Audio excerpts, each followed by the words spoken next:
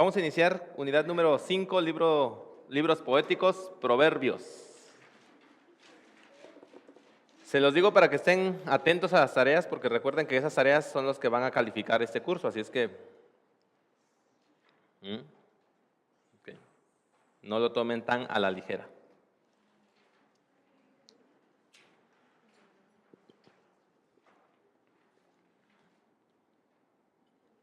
Muy bien, vamos a entrar entonces al libro de Proverbios. Uno de los libros que a mí más me gusta es este, Proverbios. Yo lo leo por lo menos en el año, yo leo por lo menos 2 veces este libro. Me gusta mucho y siempre se lo recomiendo a los jóvenes. Sobre todo a los jóvenes les recomiendo que estén leyendo el libro de Proverbios. Tienen sabiduría muy práctica.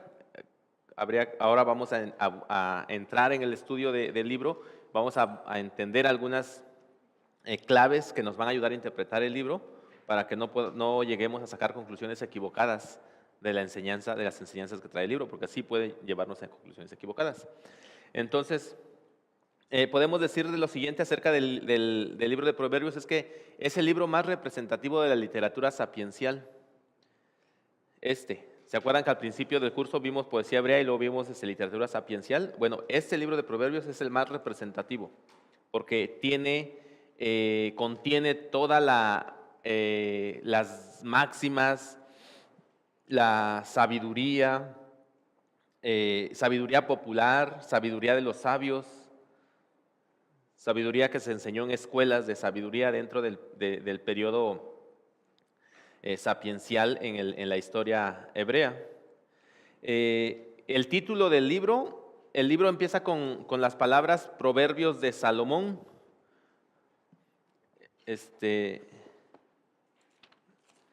Así es como arranca el libro, Proverbios, con la palabra, la frase Proverbios de Salomón, y este es el título que los judíos van a utilizar para este libro. En la versión Septuaginta y en la Vulgata se le llama libro de Proverbios, y de aquí viene el nombre en castellano, Proverbios, ¿no? O los Proverbios o el libro de Proverbios.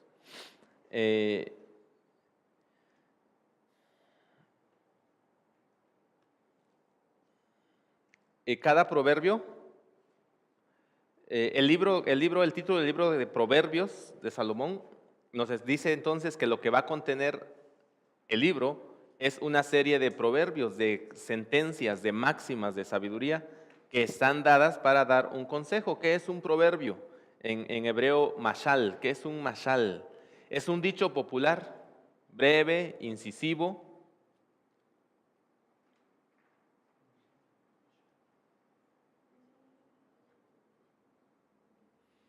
¿Qué es un mashal? Pues es un libro, una sentencia breve, incisiva, de sabiduría muy práctica, que va a estar, que trata de dar un consejo. Sin embargo, también esta misma sentencia puede ser presentada poéticamente o literariamente a través de un paralelismo, a través de una parábola, puede ser un enigma también. Puede ser un poema, por ejemplo. Un proverbio en forma de enigma. Por ejemplo, al final del libro de Proverbios viene uno que dice, ¿no?, que hay 3 cosas que caminan y que no dejan rastro, ¿no? Y te deja pensar qué son las cosas que caminan y no dejan rastro. Y al final dice la serpiente sobre la arena, el águila, o sea, caminan pero tú no ves su rastro. Dice. Entonces, maneja así ese tipo de cosas. Entonces, el mashal no solamente es un proverbio, un dicho, también puede ser una parábola corta, también puede ser un enigma, puede ser un poema, puede ser un mashal. Y sin embargo, en el libro de Proverbios lo que va a reinar es el mashal como sentencia de sabiduría, ¿no? Mashal, mashal que es un proverbio, pues, mashal quiere decir proverbio. Como sentencia de sabiduría. y que se va a presentar como parte o como tipo de consejos. Ok. Autor y fecha. ¿Quién es el autor del libro de Proverbios? Muy bien. En realidad el libro de Proverbios tiene varios autores y se entiende que fue escrito entre el siglo X y el siglo VIII de la historia de Israel.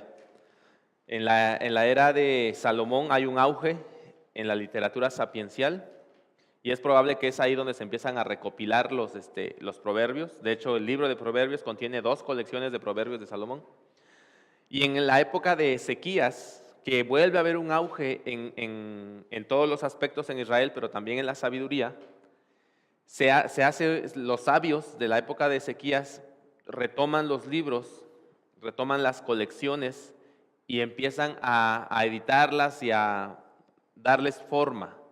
Y por eso es que vamos a encontrar dentro del libro de Proverbios un encabezado que va a decir proverbios que reunieron los sabios de Ezequías, por ejemplo, dentro del libro de Proverbios. Entonces, durante este lapso de tiempo, se va a estar escribiendo y va a estar agarrando forma el libro de Proverbios. Un lapso de tiempo considerable, por lo menos 2 siglos. Entonces, ¿quiénes son los autores? Bueno, el libro le da la autoría a Salomón. El encabezado en 1.1, Proverbios 1.1, Proverbios de Salomón.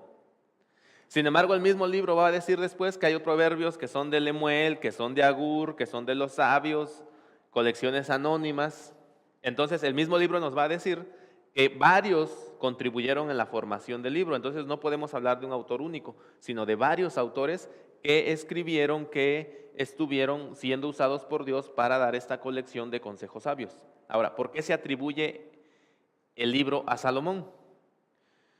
Podríamos decir porque tiene 2 colecciones dentro del libro. Podríamos decir porque fue el rey más sabio. Podríamos decir que porque fue el primero que formó la colección y todas las demás colecciones nada más se fueron añadiendo a los dichos de Salomón.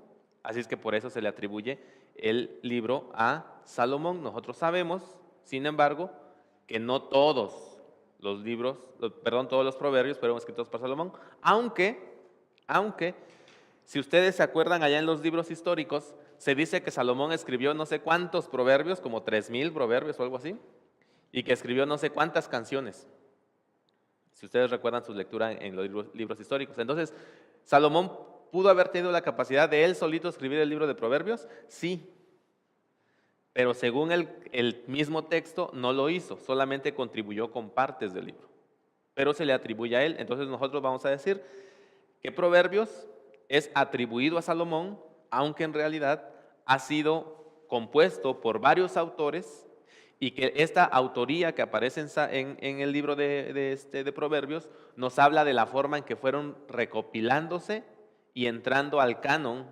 los proverbios. ¿Ok? ¿Qué es lo que vamos a encontrar ahí? Vamos a encontrar colecciones de Salomón. En la colección número, bueno, empezamos con los consejos de los sabios, colección 1, capítulo del 1 al 9, y luego la primera colección de los proverbios de Salomón, capítulos 10 al 22, y luego la segunda colección de los sabios, capítulos 22 al 17, y luego la otra colección de los sabios del 24, 23 al 34. Y luego nuevamente una colección de proverbios de Salomón, luego encontramos la colección de Agur de Masá, luego hay colecciones anónimas en la colección séptima, en la octava está otra vez Lemuel de Masá y luego otra colección anónima que es con la que se va a cerrar el contenido del libro de Proverbios. Entonces el libro de Proverbios podemos dividirla por lo menos en estas 9 partes en cuanto a su estructura. De acuerdo a su autoría. ¿Ok?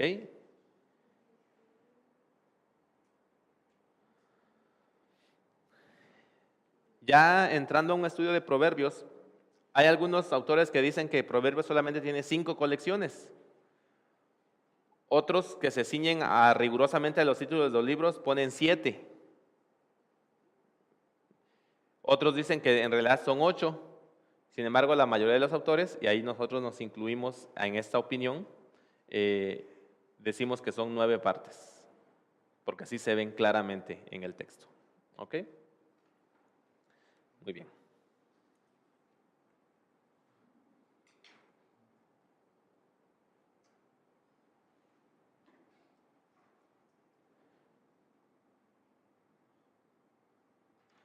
¿Cuál es el propósito del libro? El propósito principal del libro es enseñar sabiduría práctica a la gente, especialmente a los jóvenes.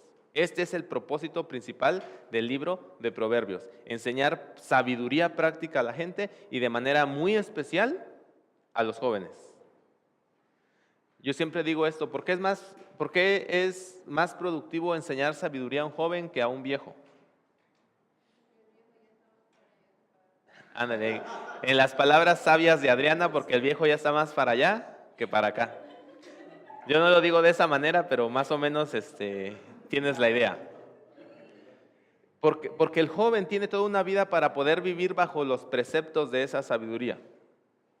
El viejo, aunque puede cambiar su vida, yo no digo que no, porque Dios puede hacer todo, y vivir bajo esos preceptos sabios, la verdad es que es más productivo para el joven, porque él tiene toda una vida para vivir bajo esos preceptos.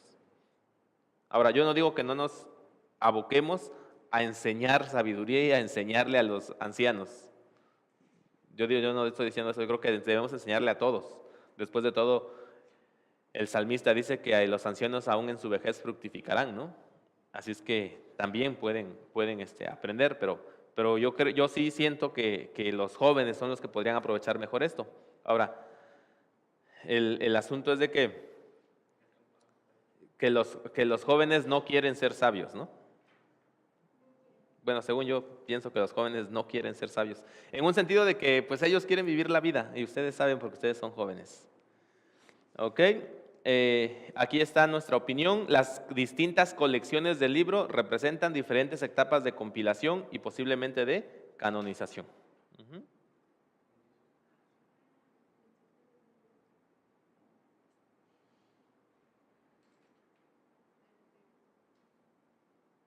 Aquí está. Significado y función de mashal. Bueno, lo primero que podemos decir aquí es que el significado básico de mashal es comparación. Mashal, así como está ahí, mashal, ¿no se ve? Arriba, miren, mashal. Mashal. Es una sentencia breve de sagacidad, a veces se traduce como profecía, puede significar un discurso breve o prolongado, incluso una parábola, y tiene una función pedagógica, exalta el uso del oído, siempre vamos a encontrar en el Proverbios, oye, escucha, del intelecto, de la imaginación y busca la memorización, por eso son cortos, para que puedan ser fácilmente memorizados. Es una técnica. Por eso tienen esa composición, de repente parecían como un tanto musical, porque es parte del efecto que se quiere tener para memorizarlos. Entonces, pensemos que estos proverbios son producidos por gente que es sabia y que no quiere quedarse con eso, sino transmitirlo para lograr un efecto en la gente que lo escuche. Entonces, se va a preocupar porque sus palabras no solamente sean entendidas, sino que sean recordadas. Y esto es lo que va a estar pasando. ¿Sí? Muy bien. ¿No? ¿Todavía no? No han leído sus apuntes, ¿verdad?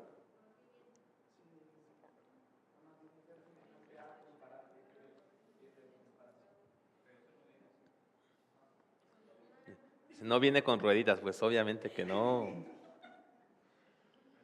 Ay, estos jóvenes que necesitan ser más sagaces. Todo lo que veamos aquí va a venir en el examen, hermanos. Pero sobre todo lo de sus apuntes.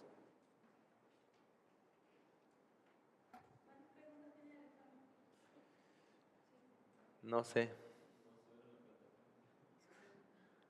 Ok. Algunas características de las colecciones. Voy a regresarme una. Bueno, varias.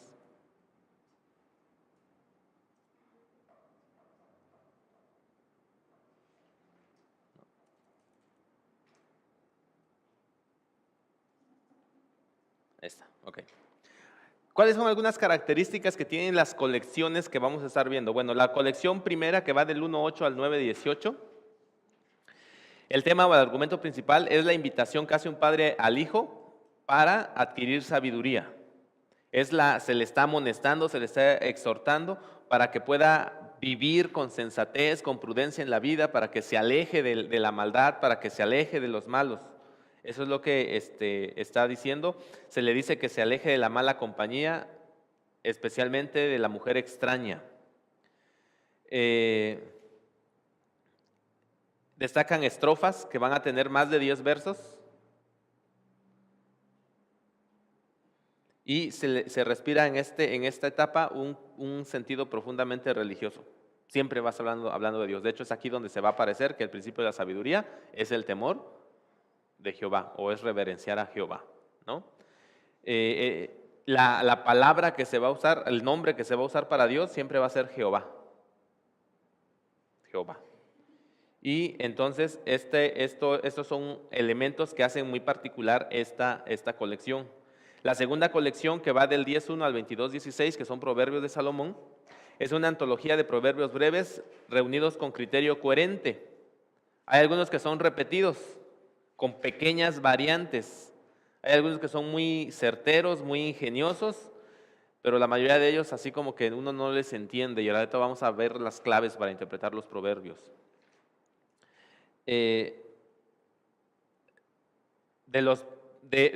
A diferencia de la primera colección, que va a tener pequeñas,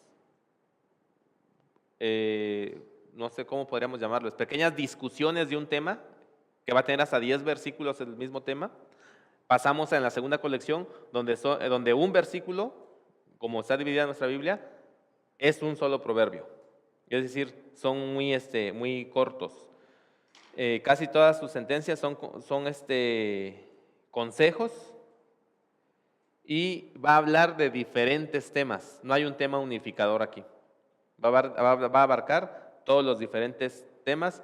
Sin embargo, lo que va a predominar es lo pragmático, es decir, va a dar consejos que son prácticos, y por eso aquí debemos tener cuidado al momento de interpretarlos, porque no va a ver si hay bien o hay mal, simplemente si es práctico. Eso quiere decir pragmático. Y va a destacar más el sentido profano sobre lo religioso, es decir, el sentido de la vida en común, la vida común, más que el sentido de una relación con Dios. Por eso algunos proverbios nos van a parecer de repente extraños. Debemos tener cuidado al momento de interpretarlos. Dios quiso que estuvieran ahí, sabemos que es palabra revelada de Dios, sabemos que Dios ha querido que los tuviéramos, pero eso no debe a nosotros hacernos perder de vista que hay cosas que debemos interpretarlas en su debido contexto, y ya estaremos hablando de eso en un momento más. La colección tercera, que va del 22.17 al 24.22, estas son máximas de los sabios o de los maestros, son consejos para la gente inexperta. Su estilo es de estrofas de 4 versos, y predomina siempre el dirigirse a la segunda persona, como es propio, o sea, tú, y sigue habiendo una múltiple presencia de temas. No hay un solo tema, son diferentes temas. La cuarta colección también son proverbios de los maestros, también siguen las mismas características. La quinta colección del 25 es igual que la tercera. La quinta colección del 25 al 29 tiene un parentesco con la primera colección salomónica, es evidente, y por eso es que se le atribuye a Salomón. Vuelven los dísticos antitéticos, es decir, los paralelismos antitéticos, reunidos sin un criterio interno, es decir, no hay un tema, siempre están revueltos.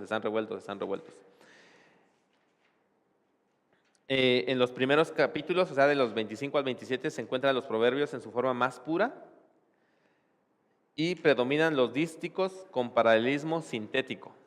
Así es que léanse esos capítulos para que entiendan el paralelismo sintético. Los segundos se distinguen por su espíritu religioso, y son frecuentes las alusiones al Señor. Frecuentemente se habla de Dios. ¿Okay? Y se recomienda la observancia de la ley.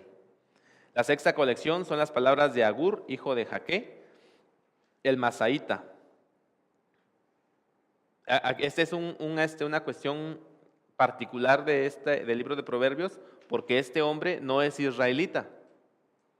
Y sin embargo, sus dichos están incluidos dentro de una colección de Israel que entra al canon como inspirada. Y esa es una particularidad del libro de Proverbios. También da consejos, casi no cambia mucho la temática, ¿no? Siempre son temas múltiples de los que va a hablar. La siguiente colección es colección de sentencias numéricas y sin títulos, que va del 20:15 al 33. ¿Se acuerdan de las sentencias? 2 cosas aborrece Jehová, etcétera, etcétera. O 7 cosas o 5 cosas aborrece Jehová y la sexta no la puede soportar, o ese tipo de cosas, ¿no? El paralelismo es más bien sintético. Aquí está otro paralelismo sintético. Pueden ir a leer esos para que entiendan el paralelismo sintético.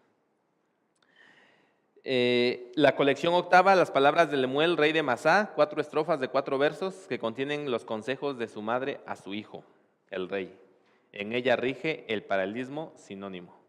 Y finalmente la colección novena, que es el capítulo 31, no es propiamente una colección de proverbios, sino una composición poética. De hecho, es un poema hermoso. Y además es un poema acróstico. Y está inspirado en la sabiduría familiar y está dedicado a la mujer. Que ya esto nos sorprende de repente, ¿no? En una cultura como la de Israel, que de repente alaben a la mujer de esta manera. Y luego la vamos a leer y vamos a ver que hay cosas ahí que una mujer hebrea de ese tiempo no haría. ¿Qué son las palabras de Lemuel? Sí, 4 estrofas de 4 versos que contienen los consejos de su madre a su hijo. Lo único que estoy agregando de información adicional es que son 4 estrofas de 4 versos cada una, en cuanto a su estructura. ¿Ok? Muy bien, hasta aquí vamos bien, hermanos.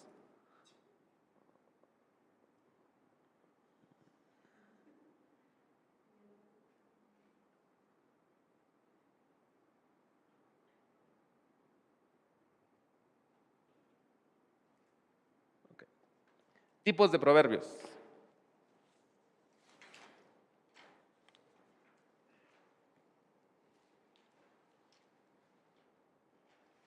A ver, espérenme porque probablemente me salté una. Ah, no, sí. Okay. Tipos de proverbios. ¿Cuáles son los tipos de proverbios que nosotros tenemos aquí?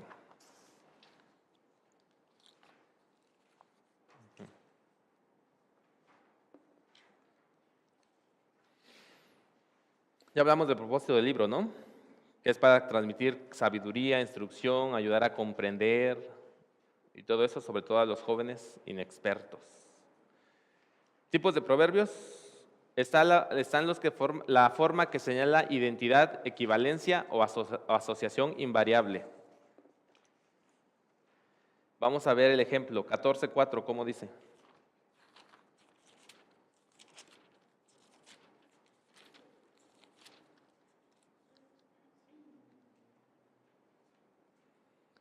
La forma que señala identidad, equivalencia o asociación invariable. 14:4, ¿cómo dice?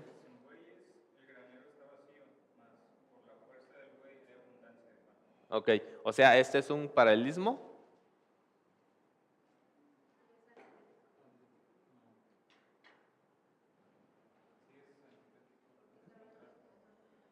No. Sí, pero ¿qué hay y qué no hay?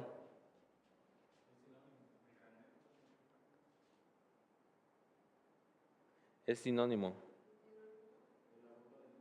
Porque marca una equivalencia. Es lo que estamos viendo aquí, señala una identidad o una equivalencia o una asociación invariable. Es decir, hay una asociación entre la presencia de una persona que tiene bueyes. Hay una asociación. Si una persona tiene bueyes, dice él, seguramente sus graneros están llenos de cosecha. Probablemente podría ser tal vez antitético. Podría ser antitético, porque habla de un granero vacío y después de un granero lleno, ¿no? Sí podría ser antitético. Sin embargo, en cuanto a lo que la idea es que hay una identidad. Las dos cosas se están identificando. El buey, la presencia del buey o su ausencia produce cualquiera de las dos cosas. Y eso es lo que está identificando. ¿Ok? El 29.5, ¿cómo dice? Vamos a ver. Ujú.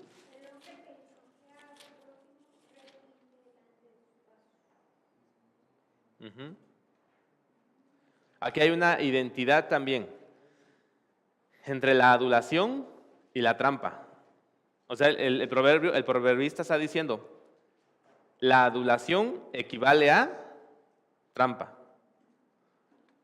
¿Se acuerdan cómo dice Facundo Cabral?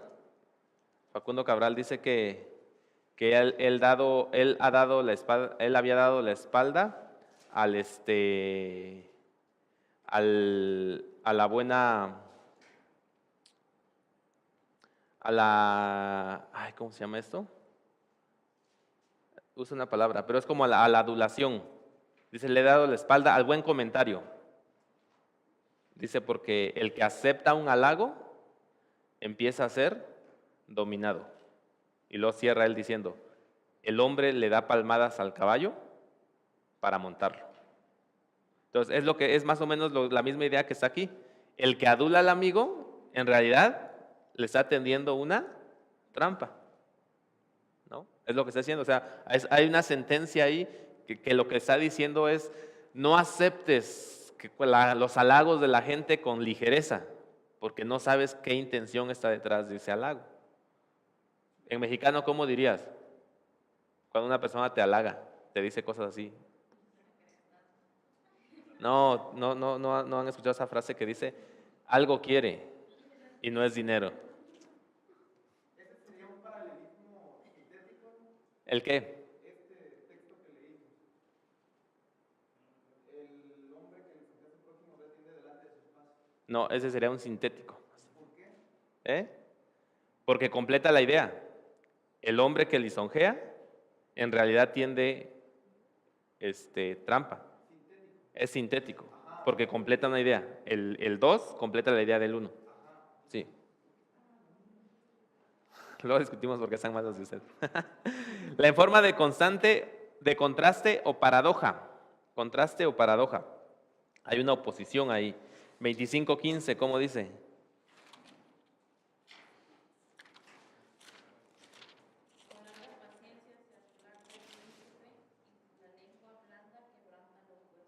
Ujú. Y ese es una forma de paradoja, ¿no? ¿Cómo se convence al príncipe? Con paciencia. Y luego el segundo verso es el que hace más fuerte la paradoja. La lengua amable quebrantas a los huesos. ¿Cuál es la idea? ¿Cuál es la idea? ¿Qué es lo que está enseñando este proverbio?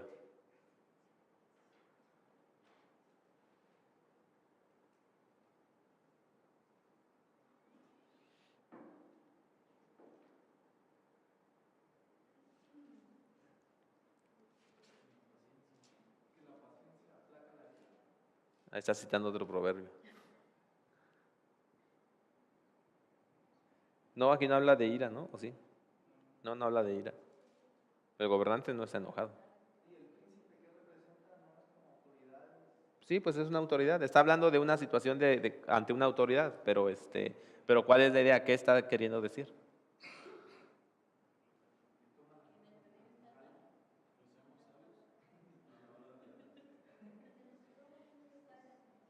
¿Mm?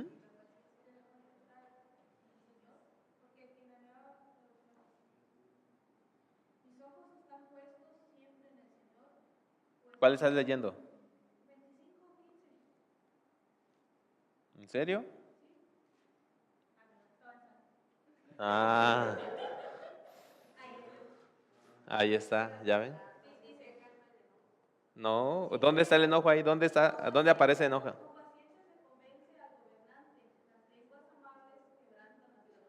Sí, pues eso es lo mismo que estamos diciendo.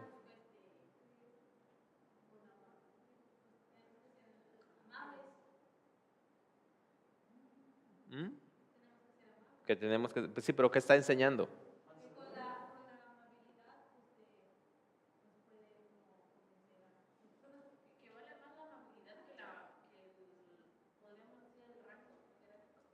No.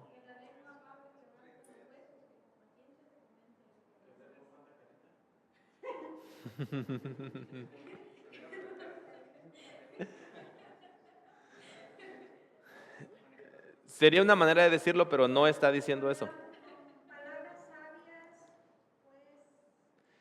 Está hablando acerca de la actitud y el control que nosotros debemos tener con nuestras palabras al momento de estar en relación con una persona o de tratar de conseguir algo de una persona.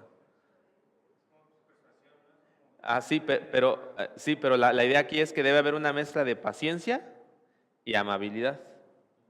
Y tiene que ver con una cuestión de carácter. Es decir, cuando tú quieres conseguir algo, dice el proverbista en este proverbio, no es el que más grita el que consigue las cosas. No es el que más dice cosas el que consigue las cosas, sino el que es amable y paciente. Eso es lo que está diciendo. Nosotros como mexicanos decimos que el que tiene más saliva traga más pinole. Bueno, él está diciendo exactamente lo contrario. Porque nosotros decimos, bueno, si el que tiene más saliva es el que más va a comer pinole, estamos diciendo que el que tiene que hacer uso de su fuerza, tiene que hacer uso de toda su labia, para convencer. Y dice no, es al revés. ¿Okay? Y por eso marca ese contraste, porque ¿cómo puede una lengua blanda quebrar un hueso? Ahí está el contraste, dice la lengua blanda quebra los huesos. Pero uno ve eso y uno dice, ¿cómo que quebranta los huesos? No, probablemente es sinónimo. La forma de similitud, analogía o tipo, Proverbios 25:25, ¿cómo dice? Como el agua fría al alma sedienta, así son las buenas nuevas de lejanas tierras. Ok, esa es una comparación. Siempre que ustedes se encuentren en un proverbio, la palabra como, esa es una comparación. Puede ser una comparación, puede ser un símil. Porque usa la palabra como. ¿Okay? Y la idea es que está dando una analogía. ¿Qué significa? ¿Qué? Que cuando encuentres una palabra preferida, ¿qué? La palabra como, que es una comparación. Y entonces, esta es una analogía que nos habla a nosotros, que nos quiere poner a pensar. La primera línea, por ejemplo, aquí en este proverbio, como el agua fresca a la garganta reseca. Tú tradúcelo como la coquita al mediodía. ¿No? Así son las buenas noticias de lejanas tierras. Entonces, así como se siente cuando te tomas tu agua fresca, teniendo bastante sed, así se siente cuando te llegan noticias buenas de San Luis, ¿no? Por ejemplo. O de Reynosa. Sí, Reynosa, ¿verdad? Esa es la idea. Es como siente David cuando le hablan de Reynosa y le dicen, ya te depositamos. ¿No? Entonces, es lo que está diciendo aquí. Y está marcando una analogía. Muy bien. La forma que hace hincapié en lo que es contrario al buen orden y así fútil o absurdo. 26:14. ¿Cómo dice?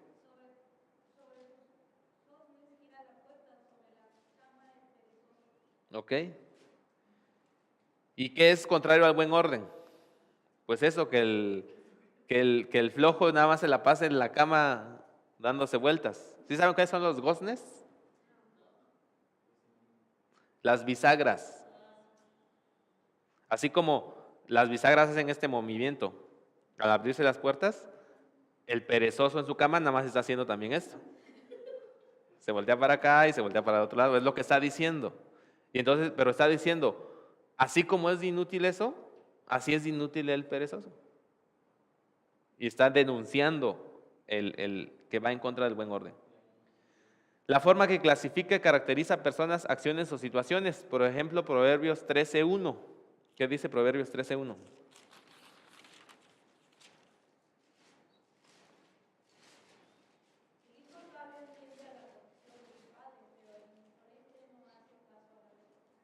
Ujú.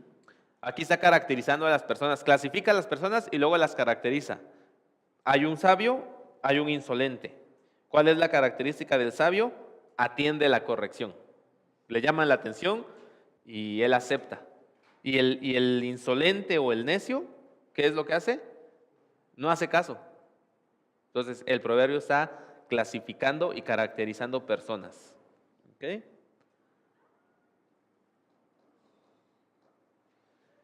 La forma que da valor relativo o prioridad, proporción o grado. Proverbios 19.1.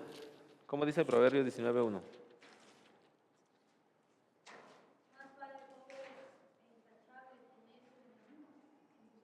Ujú. Está atribuyendo un valor. Dice que es mejor ser pobre pero intachable que ser necio y embustero. Sí, está dando un valor. Es mejor esta persona. Es mejor ser pobre, como dice el hermano, pero honrado, que necio. Que necio y embustero. ¿Ok? Entonces, está atribuyendo un valor y la gente tiene que reconocerse si es pobre y honrado o si es necio y embustero, debe reconocerse. La forma que habla de las consecuencias del carácter y conducta humanos, Proverbios 15:13.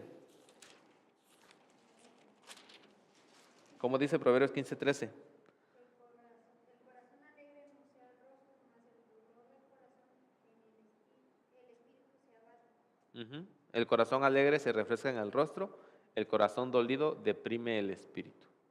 Hablas de las consecuencias del carácter y de la conducta humana. Ahí está otro de característica, miren, el 14. ¿Cómo es el 14?